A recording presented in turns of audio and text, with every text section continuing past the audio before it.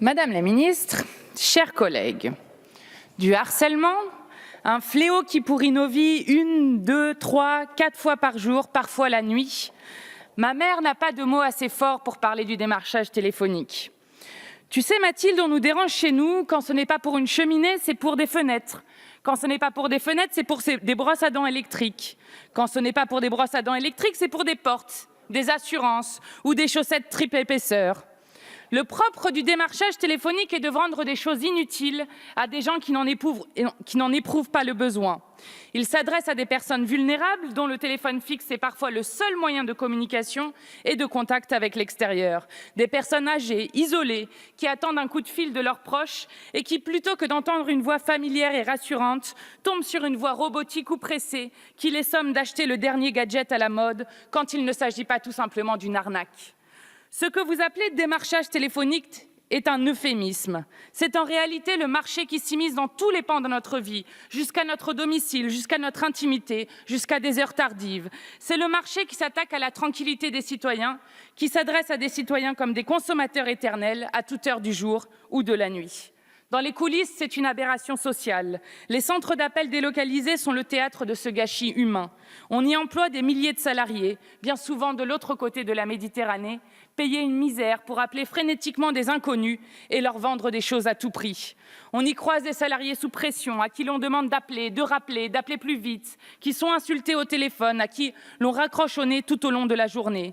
Des salariés contrôlés en permanence, qui vivent sous la dictature du chiffre, dont le travail est traduit en statistiques, en performances, en reporting quotidien. Quel est le sens de ces emplois, alors que 9 Français sur 10 se déclarent excédés par le démarchage téléphonique? Les capacités et les qualifications de ces salariés seraient mieux utilisées ailleurs. Leur métier est l'archétype même de l'emploi inutile et même nuisible qui produit le mal-être. Comme le dit David Graeber, des populations entières passent toute leur vie professionnelle à effectuer des tâches dont elles pensent secrètement qu'elles n'ont pas vraiment lieu d'être.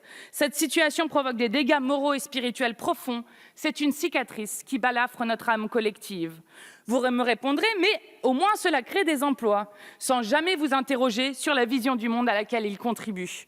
Nous pouvons créer des millions d'emplois utiles en faisant une véritable bifurcation écologique et solidaire. En l'occurrence, le démarchage téléphonique est non seulement une aberration sociale, mais aussi une aberration écologique. Vendre des choses inutiles n'a jamais été aussi en décalage avec notre temps. Vous avez là toutes les raisons pour interdire une telle pratique. Nous parlons d'une activité nuisible qui dérange les Français dans leur quotidien, pratiquée par des salariés bien souvent maltraités et coûteuse écologiquement. Pourtant, vous préférez donner un sursis au marché. Avec vous, c'est l'incitation plutôt que l'interdiction. Nous y sommes habitués, vous nous aviez fait le même coup pendant l'examen de la loi économie circulaire. Nous proposions d'inverser le principe et que seules les personnes avec une mention « oui pub » sur leur boîte aux lettres puissent recevoir de la publicité. Mais là encore, vous préférez laisser la main aux entreprises. C'est vrai qu'il serait si dommage que les citoyens se privent d'un après-midi de lecture de brochures publicitaires. La vérité, c'est que personne n'apprécie le démarchage téléphonique. Et que change concrètement cette proposition de loi? Est-ce que nos proches cesseront d'être harcelés par des appels commerciaux? Non. Ils recevront toujours des appels intempestifs, mais on leur présentera la démarche pour cesser d'être sollicités. Les entreprises auront même une charte de déontologie et un code de bonne pratique.